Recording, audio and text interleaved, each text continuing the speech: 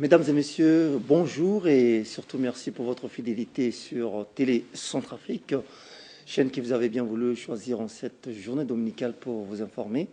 Bienvenue donc dans cette émission consacrée exclusivement aux œuvres littéraires. Aujourd'hui, dans le cadre de notre mission, nous recevrons un de nos invités de marque. Il est à la fois éditeur et publicateur d'une œuvre intitulée La crise centrafricaine, la genèse de la crise centrafricaine. C'est donc avec cet interlocuteur que nous allons pouvoir échanger autour du contenu de cette œuvre littéraire. D'ores et déjà, bonjour messieurs. Bonjour monsieur Jean-Luc. Merci d'avoir honoré de votre présence malgré votre agenda chargé. Merci beaucoup. Alors la première question va beaucoup plus s'atteler autour de la mise en œuvre de cette œuvre. Alors dites-nous pourquoi et qu'est-ce qui vous a motivé à créer cette œuvre littéraire. Ok, merci beaucoup monsieur le journaliste. En fait, conscient de notre maturité politique et de l'impérative volonté à prendre notre responsabilité et notre destinée en main devant la nation, devant l'histoire, devant les hommes et devant la communauté internationale. Car il y a des décennies, notre nation est tombée dans une trappe de crise que chacun de nous, tous les jours, ne cesse de s'interroger sur les origines. Dès que le faut, en ma qualité, je me suis mis à forger afin d'éclairer mes compatriotes centrafricains sur la monde crise dont notre nation traverse depuis des décennies, en dénonçant tous les actes qui peuvent nuire au processus de la paix et de la révolution centrafricaine. Du fait que, conscient que le chaos dont notre pays est tombé, les origines proviennent de la part de la métropole, qui est notre ancienne puissance coloniale, la France. De la question pour nous, chaque citoyen centrafricain, de comprendre les origines et d'être prudent pour prévenir le mal à venir. En fait, ce livre, c'est une édition nouvelle, comme vous avez vu ici, c'est une édition nouvelle qui se résume en 6 chapitres. Il décrit comment les Européens se sont intéressés à la planète Terre, au monde, et les origines de la culture centrafricaine depuis l'indépendance jusqu'à pour aboutir à la délégation sécuritaire de 2013. Donc, il se résume en 6 chapitres. Le premier chapitre qui parle de l'esclavage, de la mission d'exploration, ainsi de suite. Très bien, on vous entend parler, c'est-à-dire que cette œuvre est subdivisée en 7 chapitres. Dans le premier chapitre de cette édition, vous avez fait mention, n'est-ce pas, à l'esclavage et d'exploitation. Dites-nous pourquoi cela. Ok, merci beaucoup, monsieur le journaliste. En fait, parlons de l'esclavage et de la mission d'exploration. Juste un petit résumé au début. Du fait, je veux juste décrire à nos compatriotes centrafricains qu'est-ce qui a motivé les Occidentaux à s'intéresser au monde, à s'intéresser à la planète. Qu'est-ce qui les pousse de mettre en place une opération, une mission presque suicidaire qualifiée de la traite négrière qui vise à déporter des Noirs africains en Amérique latine, en Amérique du Sud. C'est juste pour quelle raison? C'est juste pour développer leur pays. C'est juste pour développer leur industrie, c'est juste pour développer leur économie. C'est dans ce sens que les Européens, tout d'abord les Portugais, se sont intéressés à cette mission par la création de la caravelle, qui est un grand navire de l'époque utilisé par les Portugais pour mener des missions d'exploration, venir en Afrique, prendre des Européens, des nègres africains, les déporter en Amérique latine, en Amérique du Sud, pour développer l'agriculture. Dans le cadre de la traite négrière. Dans le cadre de la traite négrière. Donc en fait, au milieu du XVe siècle, les marins du Portugal atteignent les côtes de l'Afrique occidentale, percevant les Africains qu'ils ont rencontrés comme une main-d'œuvre gratuite pour leur plantation de sucre dans les îles des Canaries, des îles situées au large de l'océan Atlantique. Les Portugais commençaient à les enlever petit à petit pour en faire de leurs esclaves. Ensuite, à partir du XVIIIe siècle, la traite de noirs et l'esclavage commençaient à faire l'objet de critiques par la communauté chrétienne qui jugeait le trafic humain contraire aux lois de Dieu. Des esclaves affranchis par l'homme, c'est-à-dire libérés, décrivaient les souffrances qu'ils ont endurées. Et certains économistes à l'époque tentaient jusqu'à même, en outre, de dire qu'il est mieux de ne pas dire esclave, mais de dire soit un ouvrier rémunéré. Et mais après ces différentes déclarations, ces différentes idées suggérées par les économistes, donc les philosophes de lumière, mais la France à l'époque restait vraiment très tenace pour maintenir ces esclaves et les libérer jusqu'en 1963. En 1963, et en Brésil, l'esclavage était aboli jusqu'en 1888. Mais malgré tout ça, dans les États, dans les États-Unis, en Amérique du Nord, les sudistes qui sont restés vraiment très farouches à l'utilisation des esclaves ont contesté ces différentes décisions visant l'abolition des esclaves, et cela avait mené à une guerre de sécession entre les États du Nord et les États du Sud qui avait occasionné la dissolution définitive de l'esclavage par l'amendement de la 13e Constitution américaine. Donc malgré toutes ces lois que vous allez voir, la traite des Noirs s'est toutefois poursuivie dans la clandestinité d'une manière à autre à travers les missions d'exploration. En parlant de l'exploration, les explorateurs sont poussés par la curiosité et par la curiosité des intérêts d'ordre scientifique, religieux et surtout commercial. Ils voulaient accéder directement aux richesses des Indes, l'Asie du Sud et Sud-Est, sans avoir recours aux marchands arabes. Parce qu'à l'époque aussi, il y a les marchands arabes qui venaient en Afrique pour déporter des hommes noirs et les convoyer vers l'Asie et les revendre aux commerçants européens. Dont les expéditions maritimes sont rendues possibles grâce au progrès de la navigation. La caravelle, comme je viens de citer ici, qui est considérée comme une invention portugaise. À l'époque, elle fait partie de la plus grande invention de l'époque, qui vise à développer plus rapidement l'esclavage dans le monde entier. Dans les pays découverts de la Terre Nouvelle se lançaient sur de différentes routes. Les Portugais, les Espagnols, les Anglais, ainsi de suite, les Français. Ces avancées permettent aux Portugais d'installer des séries de comptoirs pour contourner l'Afrique. À partir de ce moment-là, ils se dirigeaient résolument vers leur exploration vers l'Inde de l'Est, ainsi de suite, pour découvrir petit à petit les différents territoires de la planète Terre. Et toutefois, cette mission d'exploration permet aux Européens, à partir du 19e siècle, de s'installer dans le monde entier, convaincus par la supériorité de leur civilisation. Ils la diffusent partout dans le monde et dans les territoires conquis. Et c'est bien ce que j'appelle ici l'âge d'or de la colonisation. Effectivement, dans le second chapitre de votre œuvre, vous avez fait également mention à l'âge d'or de la colonisation et le partage du monde. Vous pouvez justifier cela? Ok, merci beaucoup, monsieur le journaliste. En fait, parlons de la colonisation. Une colonie, qu'est-ce qu'une colonie? Une colonie est un territoire qui se trouve sous la domination d'un autre appelé la métropole, et qui en dépend totalement au niveau économique, politique, culturel.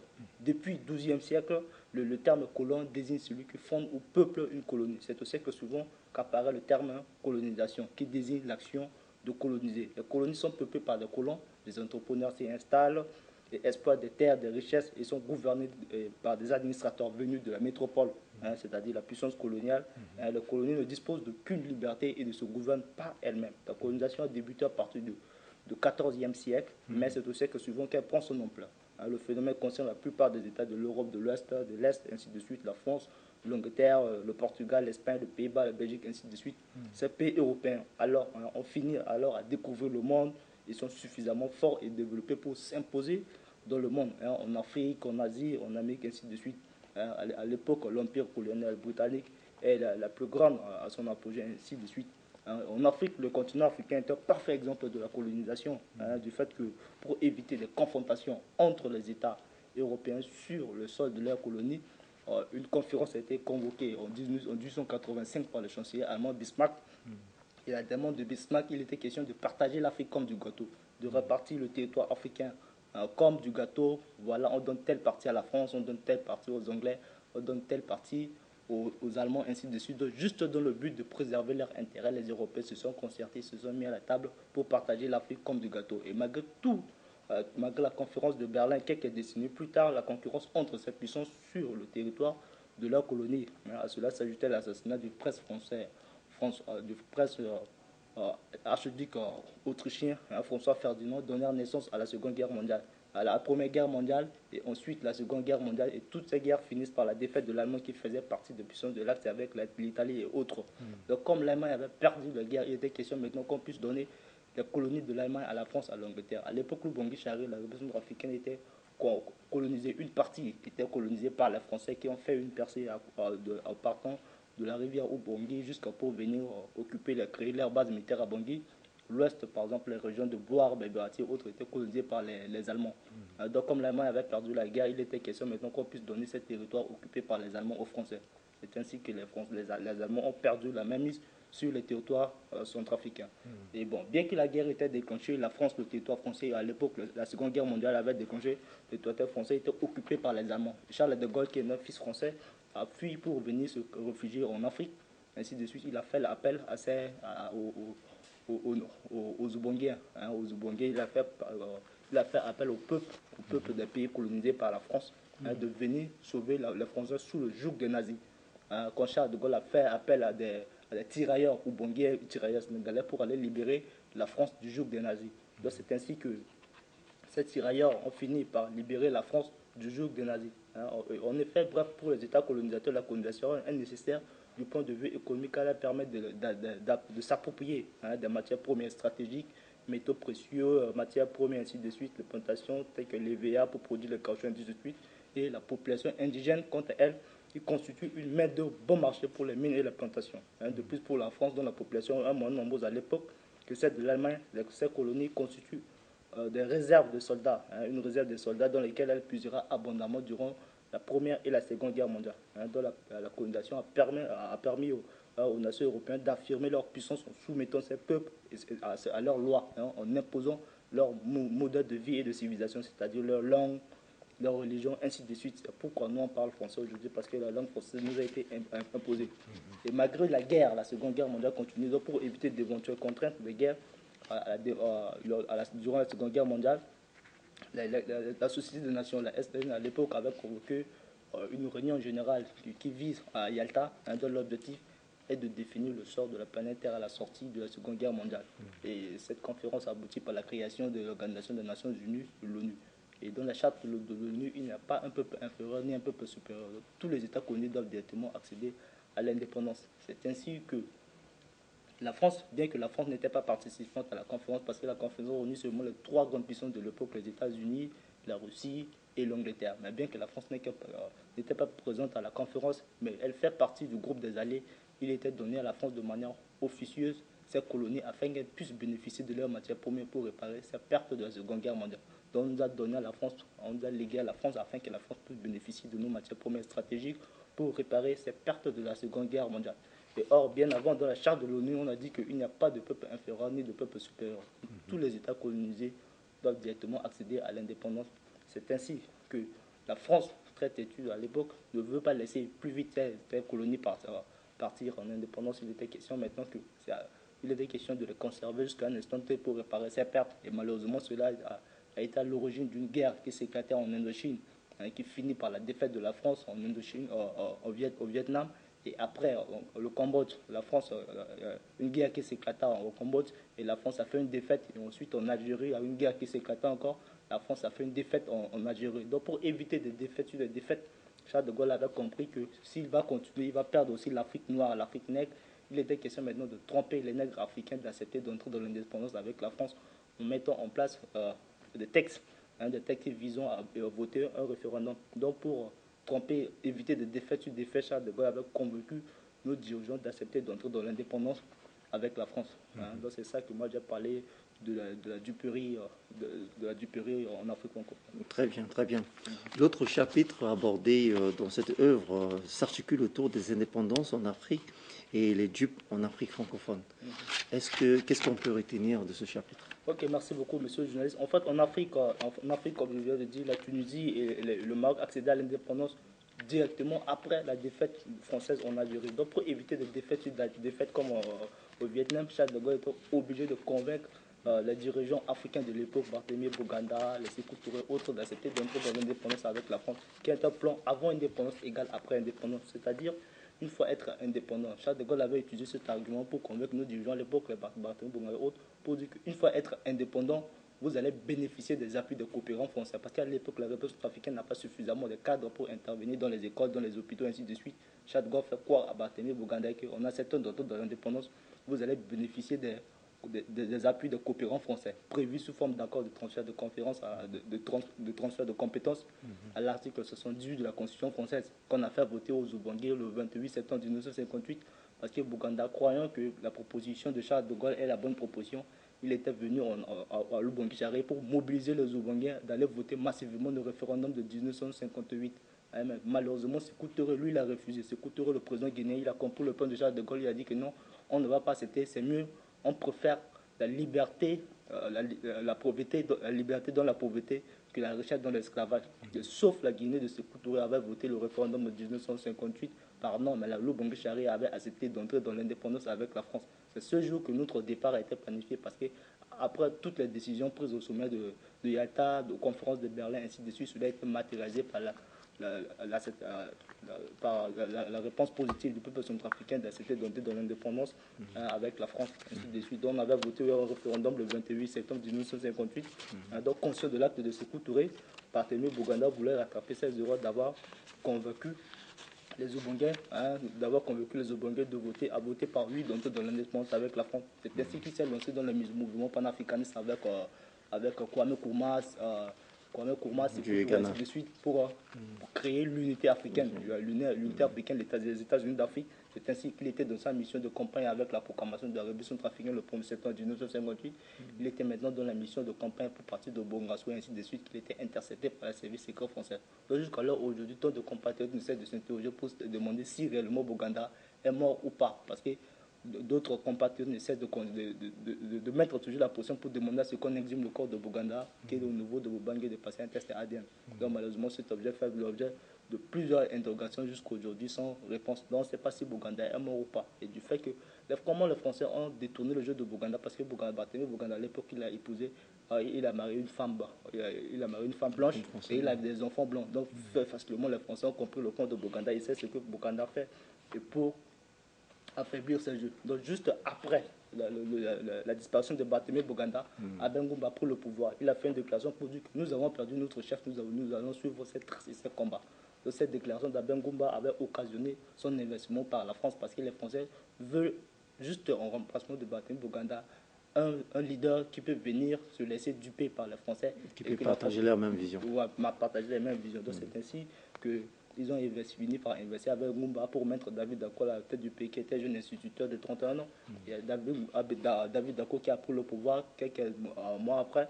Il était invité à la série de l'indépendance du Congo, à la série de l'indépendance du Congo, où il était avec Fulbert Yolo, Thomas Mba du Tchad, ainsi de suite. Le soir de la cérémonie, à la soirée de gala, on les a fait boire des whisky, des champagnes, et au moment qu'ils étaient ivres, on les a fait signer un accord de coopération qui vient matérialiser le référendum voté en 1958.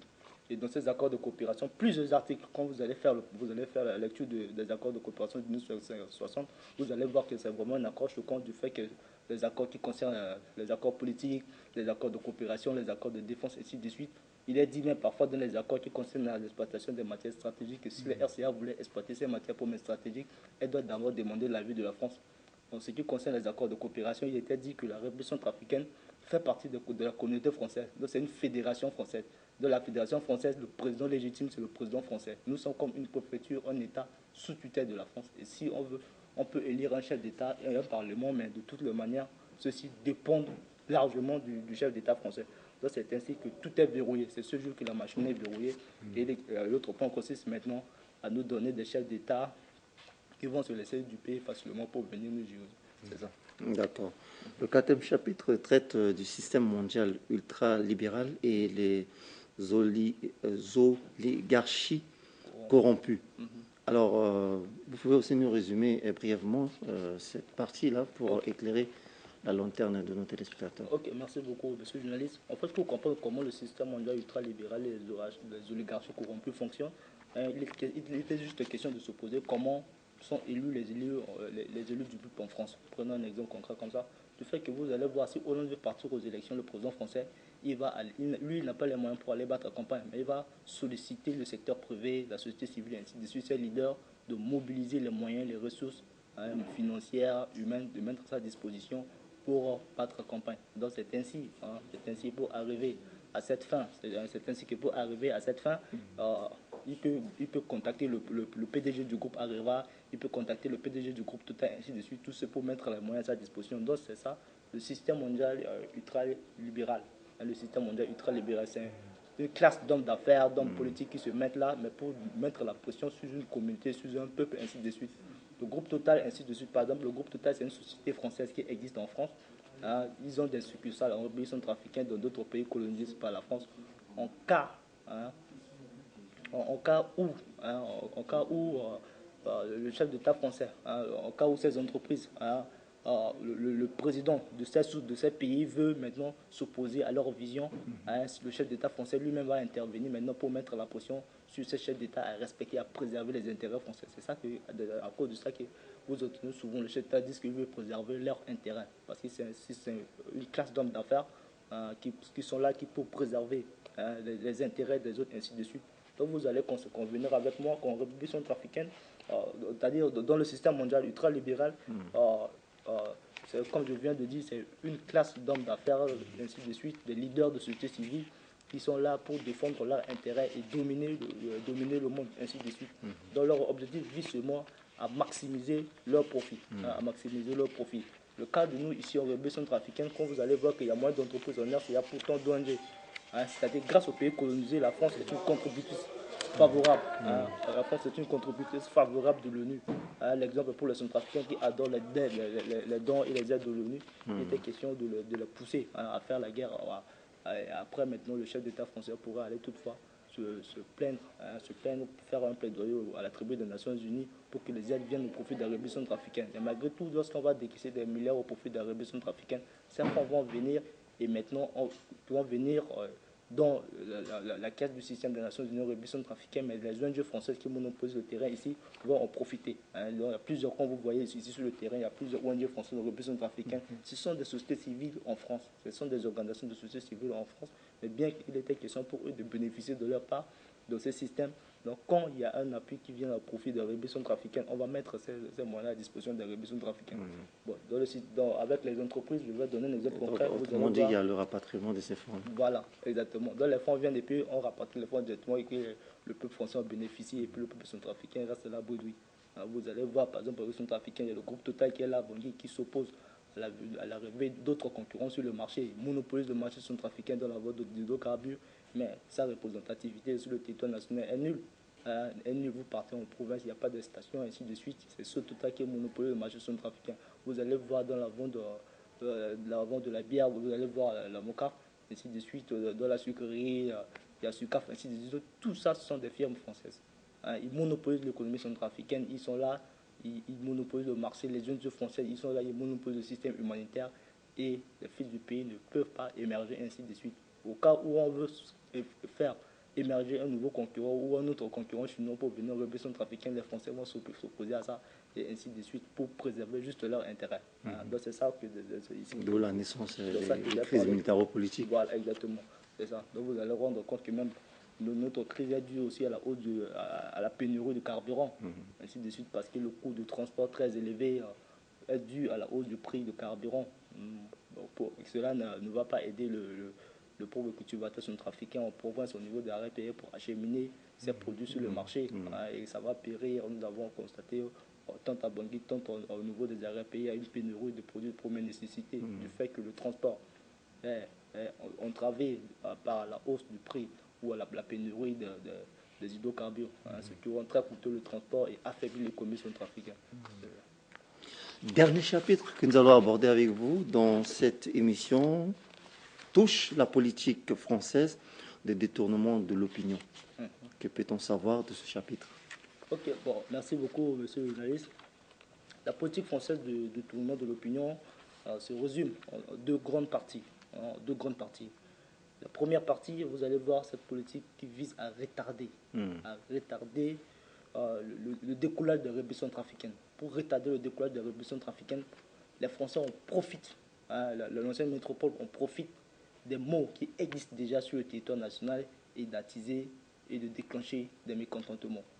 J'ai parlé du faible capital social horizontal qui est dû à une rupture entre le gouvernant et le gouverné, le bas peuple, dû à la corruption, la faille de l'État dans le versement des salaires, le fonctionnement de l'État, ainsi de suite. Tout ça affaiblit le système économique, affaiblit le décollage du pays, ainsi de suite. Ensuite, j'ai parlé du faible capital social horizontal, qui est dû à la rupture entre les communautés. Arrivé à un certain moment, les gens ont tendance à se côtoyer par affinité, du fait que si on prend le pouvoir, on va gérer le pouvoir entre nous, et les autres vont rester à distance, ils vont nous voir, ils n'ont rien à profiter.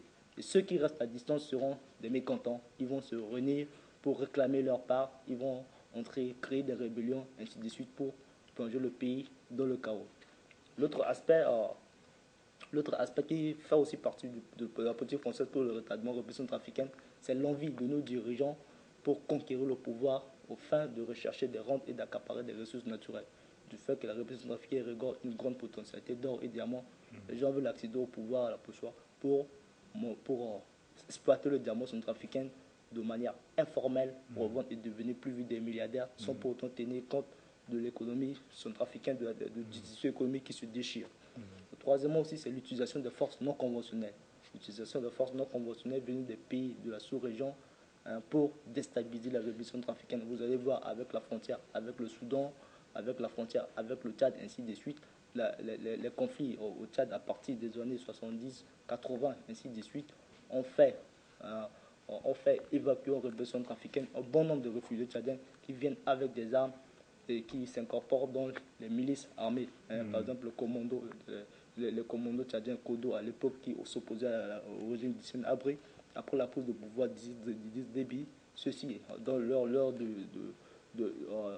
la démobilisation, de la restructuration de l'armée tchadienne, plus de 25 000 Kodo rejetés par l'armée tchadienne ont fini par devenir des coupeurs de route en révolution trafiquante de la Zaragina, qui ont fini par rejoindre la rébellion de François Bozizé et qui ont fini par rejoindre la rébellion de Michel de Tudja pour venir prendre le pouvoir à Bangui. De l'autre côté, avec le Soudan, c'est toujours la même chose.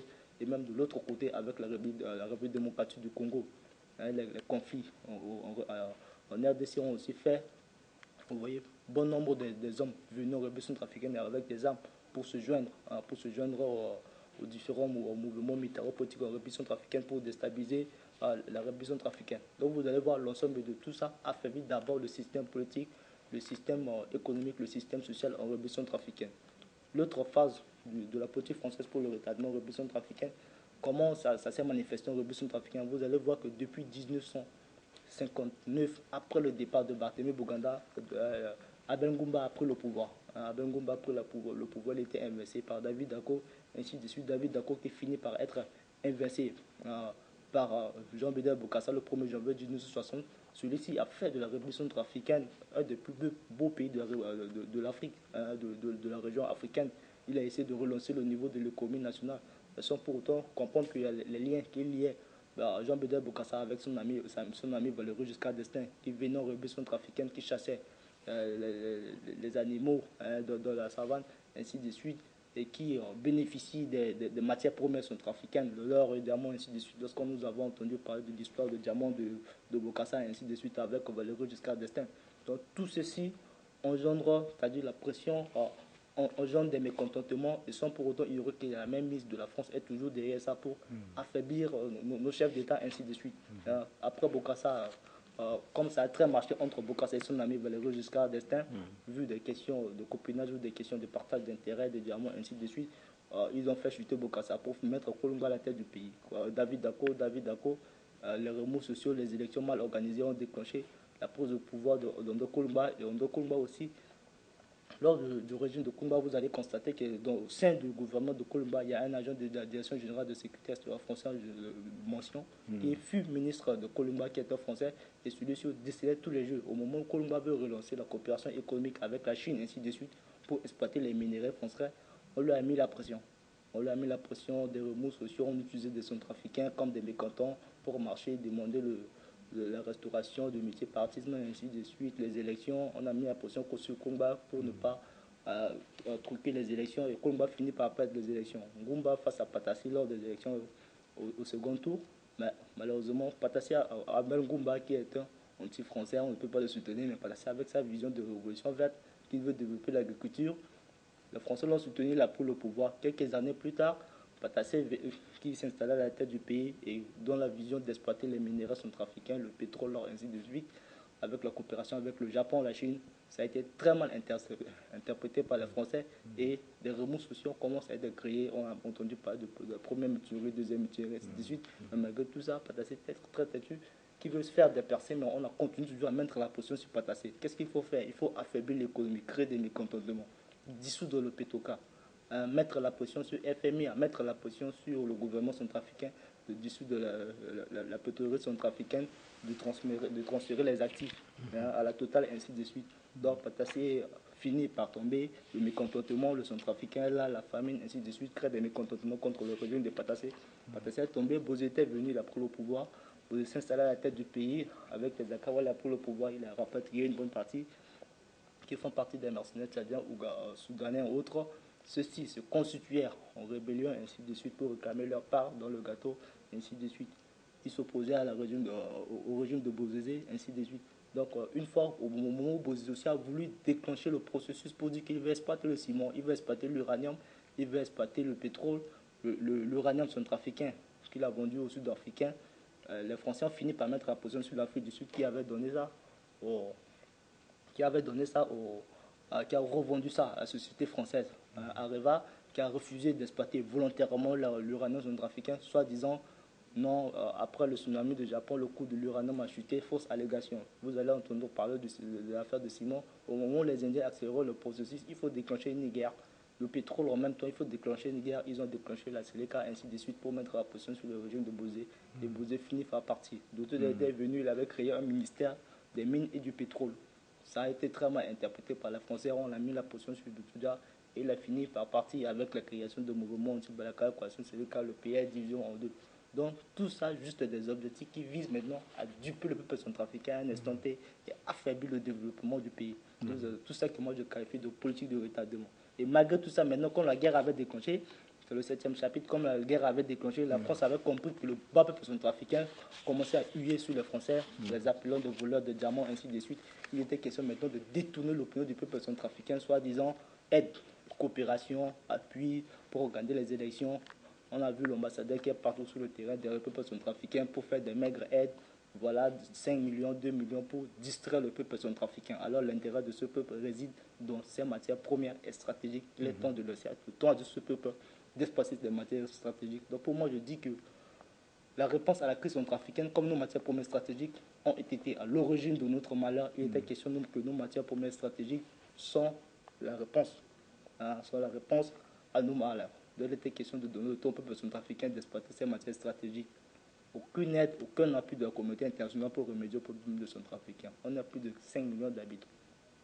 On a plus de 100 millions d'habitants et le pays est pauvre. Les 2 milliards, les 10 milliards ne vont jamais résoudre le problème du peuple centrafricain. Il faut qu'on donne le temps au peuple centrafricain d'exploiter ces matières premières stratégiques qui étaient à l'origine de nos malheurs depuis les indépendances jusqu'à aujourd'hui. Donc c'est de ça que moi je qualifie de la politique française de détournement de l'opinion. Pourquoi donner 5 sacs de ciment pour construire une mosquée, ainsi de suite. Donc, en bref, voilà c'est l'objet qui m'a animé à éditer ce livre et de mettre à disposition de mes compatriotes. Très bien pour votre brillante explication qui, à mon avis, a suffisamment édifié la lanterne de nos téléspectateurs. Je rappelle déjà à nos téléspectateurs que nous avons eu aujourd'hui l'honneur de recevoir M. Héritier Doneng, qui est éditeur d'un livre intitulé « La genèse de la crise centrafricaine ». C'est donc avec cet invité de marque que nous avons échangé autour du contenu de son œuvre littéraire. Alors, merci à vous, M. Doneng, une fois de plus, pour votre disponibilité à répondre aux préoccupations de Télécentrafrique et nous espérons vous revoir très prochainement afin de discuter de long en large sur le contenu de votre œuvre littéraire puisque le temps qui nous a été donné est imparti et nous espérons la prochaine fois nous allons aborder de manière approfondie, de manière casuistique les différents chapitres pour permettre, et si possibilité hier, nous allons faire de manière interactive pour permettre également aux gens d'appeler pour discuter également du contenu. Et donc, voilà, mesdames et messieurs, comme annoncé tout à l'heure au début de cette émission, nous avons eu le plaisir de recevoir M. Héritier Doneng, qui est éditeur d'un nouveau livre intitulé Genèse de la crise centrafricaine. Donc, merci à vous de votre disponibilité et surtout votre fidélité sur Télé Centrafrique. Au revoir et rendez-vous la semaine prochaine. Okay.